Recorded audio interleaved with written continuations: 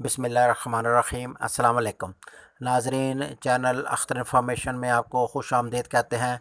आज की इस वीडियो के अंदर हम आपको दुरूद पाक की बरकतें बताएंगे और दुरूद पाक से क्या क्या नफ़े हासिल होते हैं, उसके ऊपर आपको एक वाक़या सुनाएंगे जो कि ख्वाब की सूरत में है, लेकिन इसके अंदर जो बयान किया गया है वो हकीकत पे मबनी है। अगर हम इसके ऊपर अमल कर लें तो हमारी ज़िंदगी संवर जाएगी। हज़रत शेख अहमद बिन साबित रहमतुल्लाह अलैह फरमाते हैं कि मैं एक दिन दुरूद पाक के मुतल्लिक़ किताब लिखते हुए दीवार के साथ पुष्ट लगाकर किबला रो बैठा था। कलम मेरे हाथ में और तख्ती मेरे गोद में थी। मुझे नींद आ गई। मैंने आलम रोवा में देखा कि खाली ज़मीन में हूँ, कोई इमारत वगैरह नहीं है, जबकि कुछ लोग जामिया मस्जिद के दरवाज़े पर मौजूद हैं और बाकी मस्जिद के अंदर हैं। मैं अंदर गया और देखा कि बैठने की गुंजाइश नहीं है। एक आदमी ने इशारा किया। मैं इसके पास गया। मैंने अपने दाएं तरफ एक नौजवान को, जो नहायत हसीन व जमील था, देखा। इसका नूरानी चेहरा देखकर बेहद मुतासर हुआ। मुझे शौक़ दामन गिर हुआ कि इसका नाम व नस्ब पूछूं। मैंने इससे कहा, तुझे अल्लाह ताला और उसके रसूल प्यारे नबी हज़रत मोहम्मद सल्लल्लाहु अलैहि वसल्लम का नाम देकर पूछता हूँ कि आपका नाम क्या है और आपका नस्ब क्या है। उसने कहा, आपको मेरा नाम और नस्ब मालूम करके क्या हासिल होगा। मैंने इससे कहा, मेरी नज़र में आप नेक आदमी हैं और मैं आपके साथ रहना चाहता हूँ। इसने कहा, मेरा नाम रोमान है और मेरा नस्ब ये है कि मैं फ़रिश्ता हूँ। मैंने कहा, मैं तुझे 1,24,000 अम्बिया का वास्ता देकर पूछता हूँ कि आपका नाम व नस्ब क्या है। ये सुनकर कहा, ए अल्लाह के बंदे, मेरा नाम रोमान है और मैं मलाइका कराम से हूँ। फिर मैंने तीसरी बार पूछा तो इसने तीसरी बार भी यही बताया। मैंने कहा, आप आदमियों में क्यों आए हो। फरमाया, ये जो आप ये आपको नज़र आ रहे हैं, ये सब फरिश्ते हैं। मैंने कहा, आपकी सोबत में रहना चाहता हूँ। उसने कहा, क्या आप हमेशा मेरी सोबत में रहना चाहते हैं। मैंने इस बात में जवाब दिया। इसने कहा, नहीं, आप एक घड़ी भी मेरे साथ नहीं रह सकते, लेकिन मैं आपको एक ईमानदार जिन और जिनिया के साथ कर देता हूँ जो आपके साथ रहेंगे। मैंने कहा, हाँ। और मैंने दिल में ख्याल किया कि जिनके साथ रहेंगे तो ये मेरी हिफाजत करेंगे और मेरे दुश्मनों पर कहर करेंगे। तब फरिश्ते ने दो दो जिन्नों को बुलाया और वो जिन और जिनिया फ़ौरन हाज़िर हो गए। उसने उन्हें हुक्म दिया कि हमेशा इनके साथ रहो। तो जिन्हों ने अर्ज़ की, ये शख्स चाहता है कि हमारी वजह से लोगों पर कहर और ज़्यादती करे। हमें इस पर कुदरत नहीं है। ये तो क़ज़ा के सामने हायल होने वाली बात है जो नामुमकिन है। मुझे ये सुनकर नफरत सी पैदा होगी और मैंने कह दिया, मुझे तुम्हारी सोबत की ज़रूरत नहीं है। और इस फरिश्ते से अर्ज़ की कि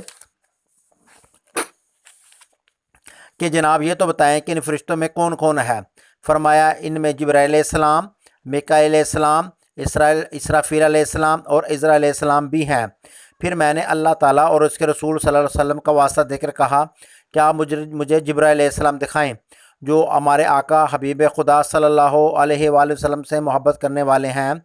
अचानक महराब से आवाज़ आई, ए अल्लाह के बंदे, मैं जिब्राईल अलैहिस्सलाम यहाँ हूँ। मैंने देखा कि वो हद दर्जा हसीन व जमील हैं। मैंने सलाम अर्ज़ किया और उन पर लोटपोट हो गया। तब मैंने दुआए खैर की तलब की। आपने दुआ फरमाई। तब मैंने कसम देकर अर्ज़ की कि मुझे कोई नसीहत फरमाए जिससे मुझे फ़ायदा हो। फरमाया, तेरे सामने एक बेहुदा अमर आएगा, इससे बचे रहना और अमानत को अदा करो। फिर मैंने अर्ज़ की कि मैं मीकाईल अलैहिस्सलाम की ज़ियारत करना चाहता हूँ। यक्त लख्त उन बैठे हुए हजरात में से एक बोले, मैं हूँ मीकाईल अलैहिस्सलाम।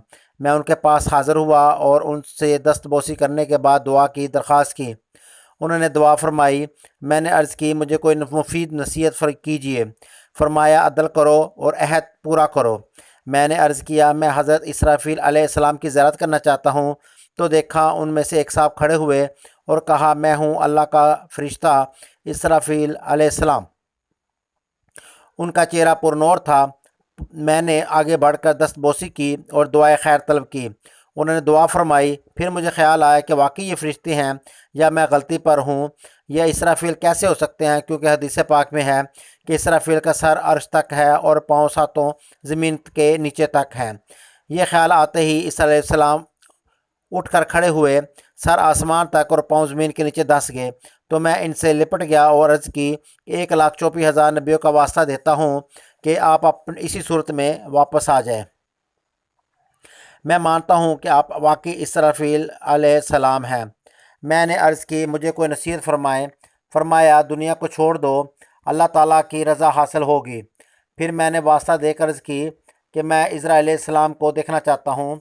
فوراً ہی ایک بہت ہی حسین و جمیل صاحب اٹھے اور فرمایا کہ میں ہوں اللہ کا فرشتہ عزرا علیہ السلام۔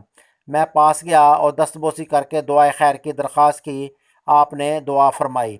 آخر میں نے التجا کی کہ جناب جان تو آپ نے ہی نکالنی ہے، لہٰذا میں اللہ تعالیٰ اور اس کے حبیب صلی اللہ علیہ وسلم کا واسطہ دے کر عرض کرتا ہوں کہ آپ میری جان نکالتے وقت بہت مجھ پر نرمی کریں۔ فرمایا ہاں، لیکن شرط یہ ہے کہ آپ رسول پاک صلی اللہ علیہ وسلم پر کثرت سے درود پاک پڑھا کریں۔